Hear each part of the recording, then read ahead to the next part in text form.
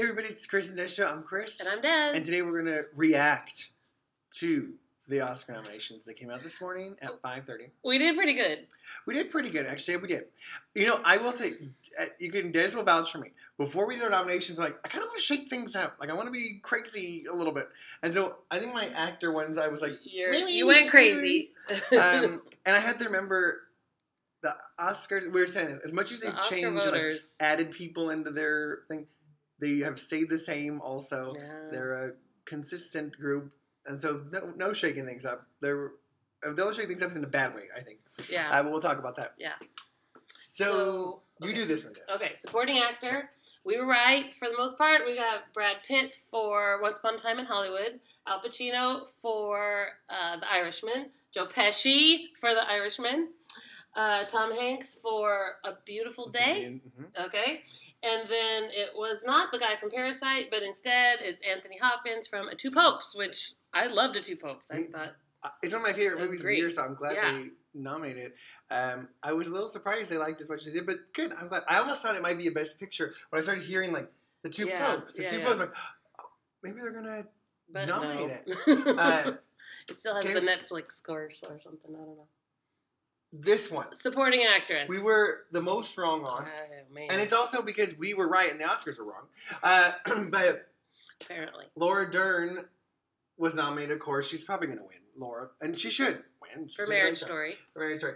J-Lo was not nominated. She was one of the big surprises. Everyone was like, I told Des, I read articles about, she's going to give Laura Dern a run for her money. She's going to win, whatever. And we thought, the movie's not great, though, Hustlers. It's fine. It's not bad. She's fine in it. It felt like if she was going to get nominated, that it would be because she's J-Lo.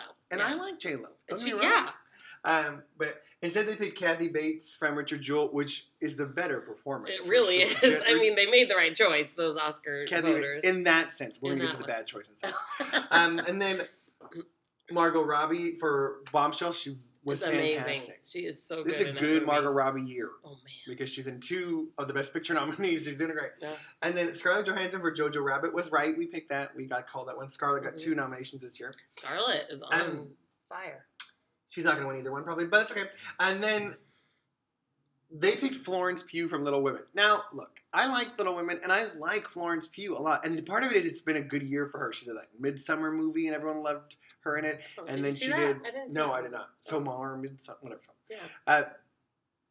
But the correct choice was Zhao Shuzhen from The Farewell. It was a better performance. She is so fantastic in that movie.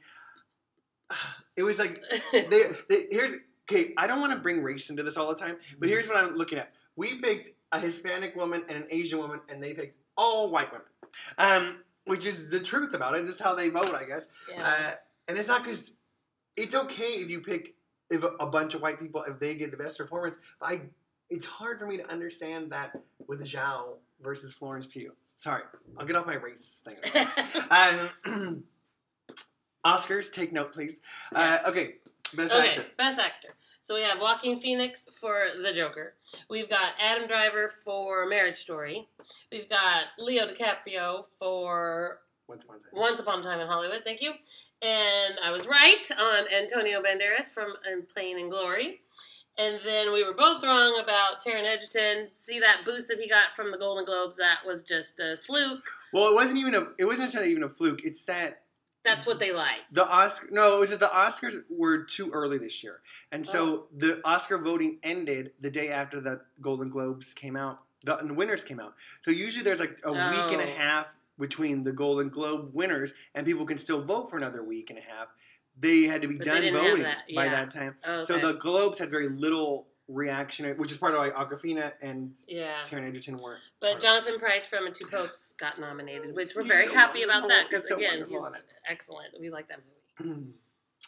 And then for actress, they picked Renee Zellweger, Charlize Theron, Scarlett Johansson again, and Saoirse Ronan. That's Judy, Bombshell, Marriage Story, and Little Women. We got all those right. Yes. Then again, they picked the wrong choice, and they picked Cynthia Erivo, who we like. Cynthia Erivo a lot. Like We're Cynthia Broadway Erivo. people. We love Cynthia Erivo. I like her on stage way more than I've ever liked her in a movie. I just think, personally, I think Awkwafina's performance was better in The Farewell.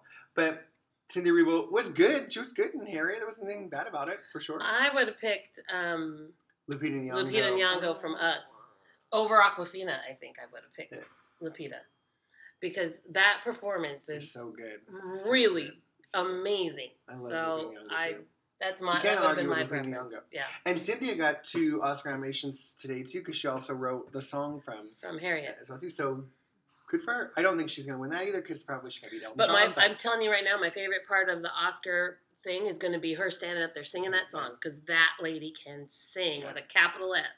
I wonder if Taron Egerton and Elton John will sing together their song. That'd be cool. That'd be great.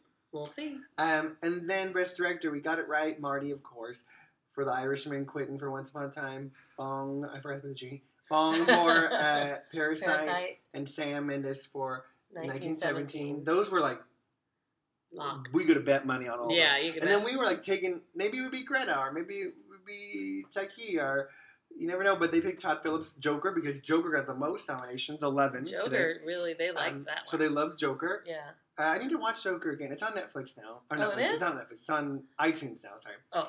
You know what else comes out if you haven't seen it? Tomorrow. Tonight at 9 o'clock or tomorrow.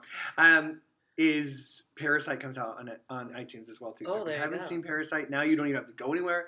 Go watch it. Just rent it. It is so good.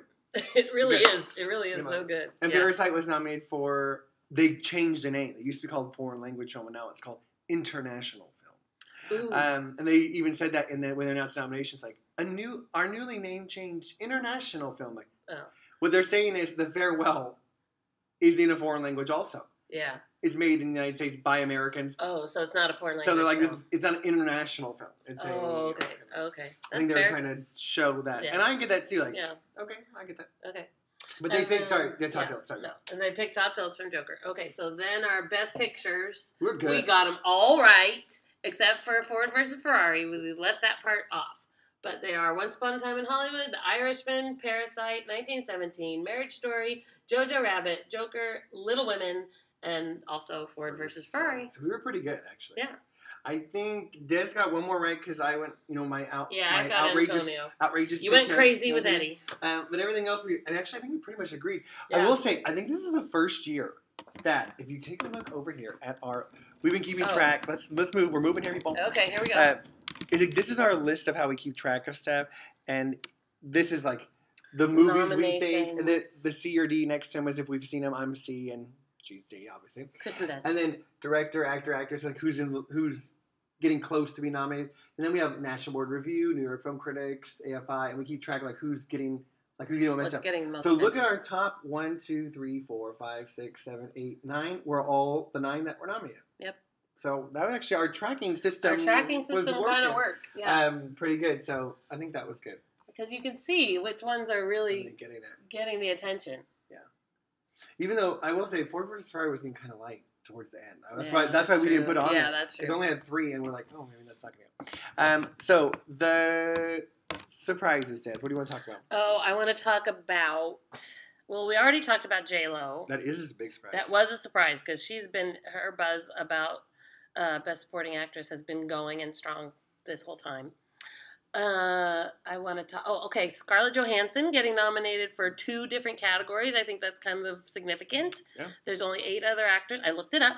There's only 8 other actors that has happened. They have got nominated for 2 different acting categories. awards, not 2 different categories. Because Cynthia Erivo was also. Oh 2 yeah, different categories. 2 different, 2 different acting awards. Yes. So yeah, significant. Once Upon a Time, actually, that's in the beginning of the Oscars. You actually could get nominated twice in the same category, even, and that did happen.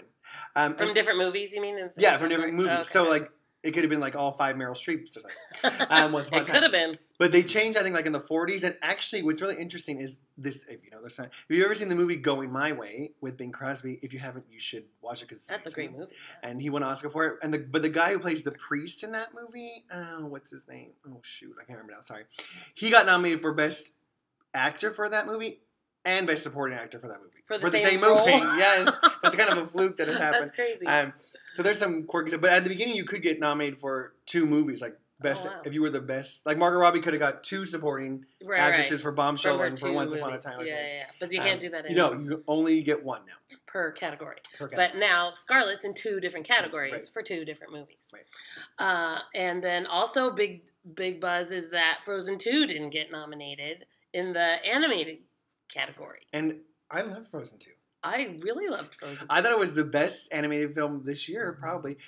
I will say, I told Liz this. Yeah, I knew they were going to pick an adult one. They always want either a foreign one or an adult one. Something that kind of, they want to be different. Cutting edge. Yeah, so they picked, it's called I'm Your Body. I don't know. Shoot, my body. I can't remember. It's on Netflix. You should watch it, though. I really enjoyed it, actually. It's about a hand that goes around looking for its body. Oh. But well, I'm going to look for now. Body. It's very good, actually. You know what I watched last night, sidebar, is Alita Battle Angel. It was completely enjoyable. I loved it. Excellent. Anyway. No, I Lost My Body was not a surprise to me. Klaus from Netflix was a surprise for me. I loved Klaus. I haven't watched it yet. No, it's I gotta so watch it. good. I loved Klaus. So instead of Frozen 2, did you like it better than Frozen 2? No, I did not like it better than Frozen 2. That's our problem. But I did like it. I will say, too. Loved it. I thought it was so good. Missing Link is gaining momentum like crazy. That one I haven't seen. I saw it, and let me know why it's gaining momentum. Because I don't think, I loved this How to Train Your Dragon. It's a beautiful movie. Yeah, How to Train Your Dragon. They're good Those movies are great in general. They really are. I love, come on, Toy Story, come on. And they're great. And I really liked I Lost My Body. I really enjoyed that movie a lot. I haven't seen Klaus yet, but I loved Frozen 2 also. And then Missing Link is coming out of winning. I haven't seen it, so I need to see it. Yeah, it's good. But let me know why you think it's good. Okay. And then I think not a lot of other big surprises, actually. Really. It was pretty straightforward. Let us know if you think there was a big snub or we didn't mention something or what you guys thought of this or who you thought should have been there or not. Obviously, Zhao Shuzhen, but anyone else that you should have thought should have been there? Okay, besides just me, maybe. I just love her. Might be jaded. You know I like her a lot. But, and I'm looking through all the nominees. I think everything else is pretty... Oh, The Lighthouse for cinematography. Okay. It had cool cinematography. I'll give it to you for cinematography. That's fine.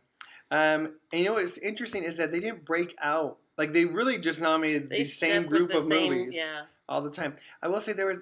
Oh, Honeyland. I want to talk about that. Oh, yeah. Honeyland is nominated in 2 categories as Best Documentary and Best International Film. International. So, and you know what's funny? My son and I started watching it. Honeyland, did you watch it? No. It's on Hulu. You can watch it for all right. free on Hulu. Watch it on and Hulu. my son and I started watching it, and he was like, does she really make honey that way? And she does. So you can watch it. It's how they make honey? It's fun. It's about this lady who makes honey, but it's also about her life. And she lives with her older mother in this little town. And no spoilers. It's good. Okay. No, it's not going to spoil anything. Okay. I was trying to think about where it was from. Macedonia. She's in Macedonia. I wanted The Biggest Little Farm to get nominated. I love that movie. Desiree. I know. Point. It was a fantastic documentary. That was That makes me sad. I didn't even think about it. I was so taken aback. You know what's going to be interesting too is that because the Oscars, Maleficent also got a nomination for makeup and stuff like that too. Oh, for makeup, which makes sense, right? Oh. And there were a few Star Wars ones in there. John Williams, John Williams, score, of course. Yes. Listen to this people who are doing score. It's Hildur from Joker, who everyone really loves. Yeah. And then you have Randy Newman. Mm-hmm. From Marriage Story, and you have Thomas Newman from 1917, and Alexander Desplat from Little Women, and John Williams from Star Wars is a good. That was a good. Those people know how to write some music. These people right here. That's the truth. So I loved all those. Actually, I really enjoyed all those scores. Yeah. I would say the only thing about John Williams is sometimes the score sounds a lot like other Star Wars scores. Well, it's Star Wars. It's another Star Wars, so that's kind of the point. Is for it. If you're comparing John Williams, you got to go. Your Star Wars and then your Jurassic Parks and then your Supermans and then those are when you get the variety. John Williams doing Star Wars is going to sound similar to John Williams doing other Star Wars. But he's brilliant, a genius, He is amazing. And so, there were some, and there was an Avengers nomination in there as well too, right? And a really interesting, for visual effects, and an interesting best song, there was no random movies except, Randy Newman again for Toy Story and Elton John for Rocketman and the multiple Oscar winners from Frozen 2. Yeah. And then Cynthia Erivo and her stand-up. And then this movie from this small, faith-based film, Breakthrough. It was written by Diane. But it's written by Diane Warren, which is why I think it's... but that's the one with the lady from This Is Us. Yeah, I think she sings it, doesn't she? Oh, I don't know. I'm pretty sure she does, actually. I didn't see that movie. Yeah, so let us know what you think about that as well, too. All right. And, yeah, let us know any other surprises. We were happy. I think it was after Joker got the most, and there was a tie. 1917 got 10 nominations. Once Upon a Time in Hollywood got 10 nominations. And what was the other 2 one? The Irishman got 10 as well. And then right after that was 6, which is 6 nominations for Parasite, Marriage Story, Jojo Rabbit, and Little Women. All right. So they're the top contenders. All right. There you go. Bye. When is February the 9th, Oscars? Sunday, February 9th. Okay. It's early this year. Yeah. So we'll be seeing how they do. Usually they release the animated shorts like at the movie theater over Valentine's Day weekend. Well, that won't work this time because it's too late. Over. I didn't realize it was that far earlier. It's usually the 20. It's usually the last one of the last 2 weekends. End of February. Yeah, it's usually the 29th or 22nd or something like that. They really moved it up. Yeah, they want to. Well, all right. Get to the theater, everybody. You got to see all these movies. Bye. Okay, bye.